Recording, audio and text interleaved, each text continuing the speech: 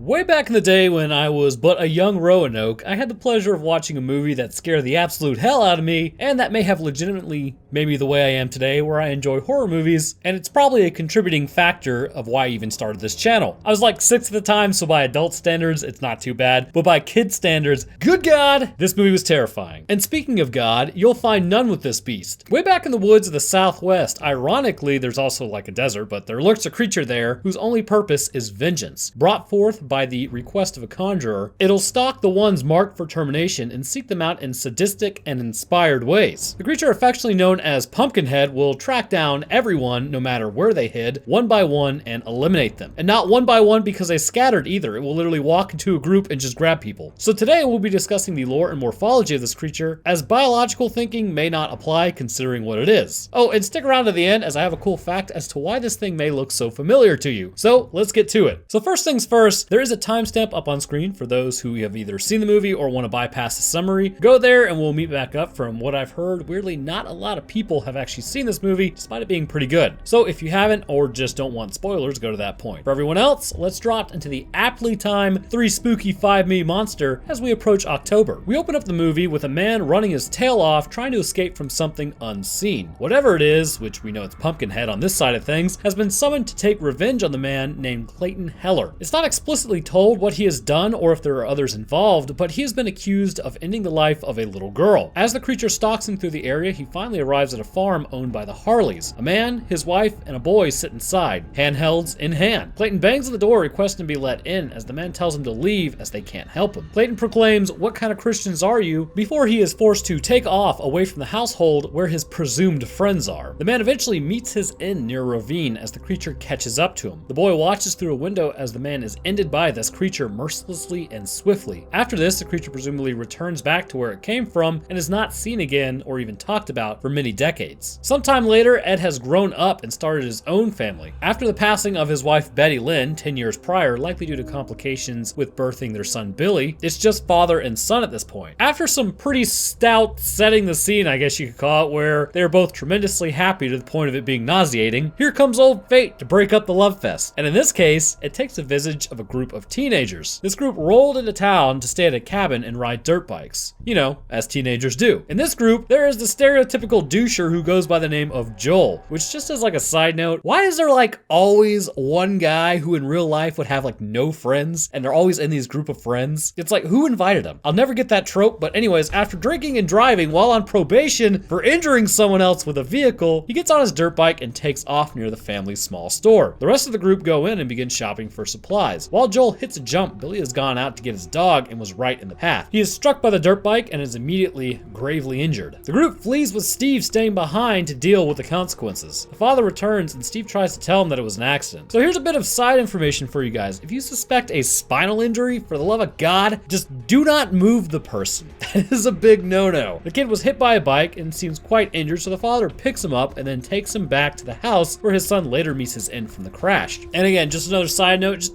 call an ambulance, take him to the hospital, something, man. I mean, I don't think cold water is gonna help. So now things are pretty messed up, and obviously the father would like his son back. After hauling his body up to another family he is familiar with, he asks about an old woman that can help. The grandfather looks at him and then says that she can't help him, but she can take him straight to hell, and that he should go back, bury his boy, and forget about this. Ed isn't impressed with the suggestion and then leaves the abode, only to be stopped by the grandson, Bunt, down the road. Bunt takes him to the road that leads to the witch and then bails out as she scares him. Ed enters the old shack with his son's body to meet a woman named Haggis. He asked if she can bring back his son to life, but she says there's nothing she can do as she can't raise the dead. She does mention, however, that she can bring him vengeance, but there is a powerful price. She directs him to Razor Holler Pumpkin Patch, where Ed digs up Pumpkinhead's disfigured corpse from the graveyard and brings it back to Haggis. Haggis then cuts Ed's and Billy's hands and pours the blood from both over the creature's body. This jolts it back to life and subsequently knocks Ed unconscious. While unconscious, the creature grows to considerable size and leaves the shack on a mission of vengeance. Jumping over to where the teens are, when they got back to the cabin, they attempt to figure out what should be done. Tracy tries to call for help, but Joel yeets the cord out of the wall before knocking Krista unconscious and putting him in the cupboard so he can't call for help. An argument ensues when Steve returns, but nothing comes of it. Steve then tells Joel that the dad did not call the police and that he wasn't sure anyone was even looking for him. Again, why would you have a friend like Joel? It's just beyond me. Later that night, after Pumpkinhead's summoning, Maggie and Steve go outside to discuss discuss what they should do and just in general calm down. Pumpkinhead approaches using the trees to mask his closing in and then grabs Steve, probably the only person who didn't deserve to be taken out. He pulls him up into a tree, injuring him before throwing him against another tree, likely snapping his spine. The rest of the group watches in horror as nothing can be done, as Maggie is then grabbed and then dragged away. However, she is not taken out immediately. See, Pumpkinhead enjoys messing with his victims clearly as he comes back to the cabin with Maggie. He presses her head against the window above the sink, dragging her along the window pane. I guess that's why they call it window pane.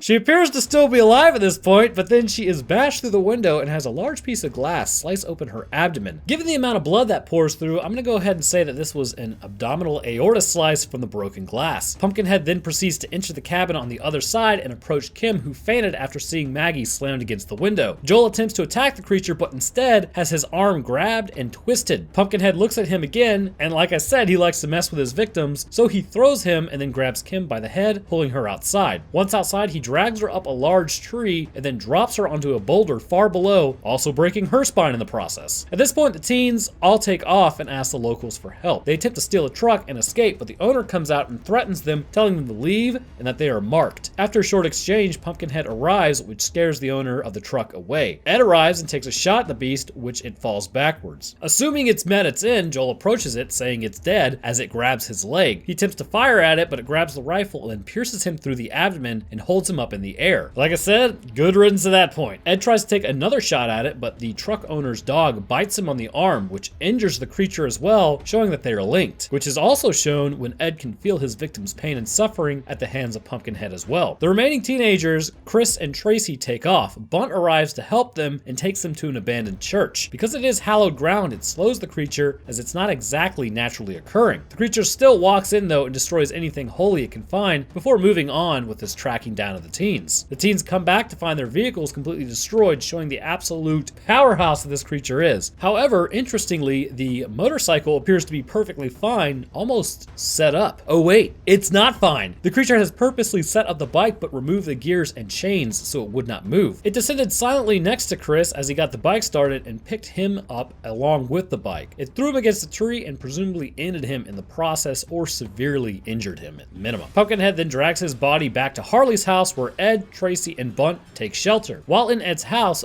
Bunt tries to hide in the closet after Ed and Tracy leave. Pumpkinhead at first wanders through the door and looks for anyone but does not find anything. After hearing a noise, however, as he was leaving the closet, he quickly throws back some clothes and finds Bunt hiding. Pumpkinhead then grabs him by the chest and heads outside as he prepares to end Bunt. Ed runs outside with a flamethrower to take out the creature, but in the process runs into a pitchfork. This causes Pumpkinhead to immediately drop Bunt and writhe in pain. As Pumpkinhead and Ed's gaze meet, its face begins to become more human, almost somewhat like Ed's. This epiphany makes Ed realize that he and the creature are linked and that the only way to take out this beast is to take out himself. He runs to the car and puts a handheld to his temple and then pulls the trigger. Alright, so at this point, I have no idea how Ed even gets out of the car, but apparently he's alive despite some lead in his brain. Ed then tells Tracy to take him out, which she obliges as the creature once again goes for Bunt. She pulls the trigger and ends Ed. A moment later, Pumpkinhead takes his last breath, falls to the ground, and then bursts into flame, presumably going back to hell. Seemingly, it is all finished, and we see in the last scene that Haggis has taken Ed's disfigured body to the burial site, where he dug up Pumpkinhead, and he is now the next to be risen should anyone ever call upon this creature again. So I'm pretty sure we all have a clear understanding of what this creature is, but before getting there, let's first talk about its morphology and understand what makes it such a lethal hunting machine. Starting with the feet, we can see this thing looks a lot more dinosaur than human. The feet are much larger than anything any human would be, with walking on the balls of its feet, and a digitigrade structuring. On the feet themselves, the creature has 3 large toes tipped with a claw at each end. This would be quite effective at evisceration, however, it does not really appear to use it in a combative role. Instead, the feet are used to jump high distances up into trees, more than likely run faster than humans in general, and take longer strides than people can as well. The tarsal bones of the feet are extremely elongated, with the ankles being at about the height of a mid-femur of an average adult male. On the back of these ankles are large haunches that jut outward and will will mimic the ones on the pelvis and shoulders. The calves of this creature look more human, but have become more elongated and stretched in the process. The quadriceps are about twice as wide as the calves, having also been elongated themselves. On the pelvic bone exists a jutting of 2 prongs, much like that on the ankle and the shoulder. For what purpose these serve really isn't clear, but considering the bone elongation throughout, it's not surprising to see that maybe arches have formed on some of the more girdle bones. The abdomen is much like a human's with abdominal muscle, but it appears more emaciated. The chest has more ribs than the average person would and has a sucked-in appearance. Moving up to the shoulders, we see that the same symmetrical prongs appear like everywhere else on the body, and the arms have about double the length of an adult male, with the hands having 3 fingers and 1 thumb. Each of these fingers is tipped with a claw several inches in length that can be used to torment living prey by slicing the skin on their faces or bodies or stabbing people. It's entirely lethal. The head and face of this creature are the real moneymaker. In fact, you may think this looks pretty familiar, but we will get to that in a moment. This creature's head has multiple lumps and pale white eyes with reptilian pupils. However, it lacks irises on these eyes. There is no nose to speak of, and this creature instead just has 2 nostrils surrounded by wrinkled skin. The head is completely hairless overall, and the mouth is lined with several razor-sharp teeth. The back of the head juts outward, suggesting a larger than normal brain for its overall body size, and this brain will house its sadistic tendencies. Okay, so as we all know, this thing is clearly a demon. However, for it to properly hunt, it does need to take over a human body. Whoever summoned the Pumpkinhead demon last is the one who will become it. After losing your soul, your body will become shriveled and changed by the process. When inhabited by the demon post-mortem, you will rise again, and your body will become completely changed and mutated into what we see here. So taking the worst traits of the brain, coupled with a demonic soul, and you get this creature's personality. Not only is it an excellent hunter, it seemingly can supernaturally find you anywhere. Having a hyperfixation on the marked ones, it does not seek out others to destroy. However, should anyone get in the way, say like Bunt, it will have no qualms about ending those who helped the marked ones. As the creature does stalk its prey, it also likes to mess with them. Making them suffer and be terrified is seemingly how it enjoys operating. Picking apart a group one by one, rather than just ransacking them all at once, is shown when it takes Kim, but throws Joel to the side for later, knowing this would cause him some,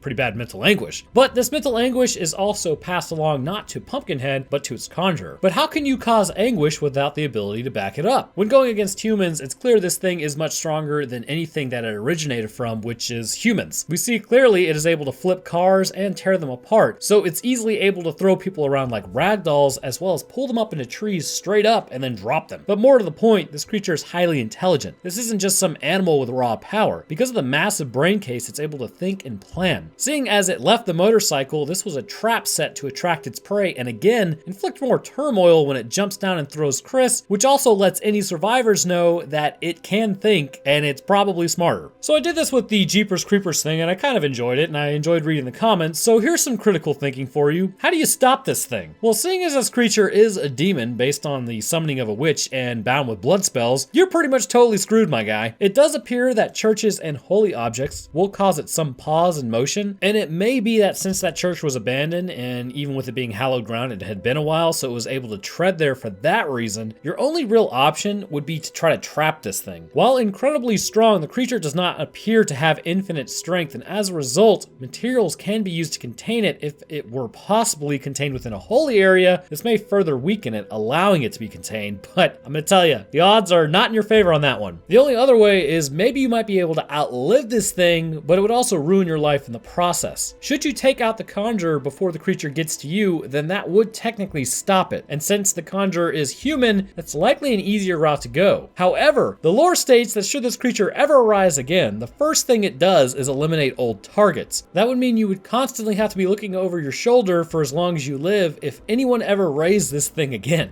That said, it needs the host that conjured it to be planted back in the holler where it came from. So understanding that, your best bet is completely incinerating the conjurer's body. Destroying every piece of that person would ensure nothing could ever be planted or raised again. But this is at least by conventional thinking. We are dealing with magic and rituals here, so who's to say that a body couldn't be repieced back together from the ashes? Your best hope is that nobody ever raises this creature again, should you survive long enough for anyone to ever need it again. So before I wrap this up, getting a good look at Pumpkinhead, does this thing remind you of anything? Well, it should. The original design of Pumpkinhead was created by Stan Winston, who was also the designer of the Alien Queen in Aliens. The bodies are extremely similar, even down to the amount of saliva produced by both of these creatures, which I thought was pretty cool and worth mentioning in this episode.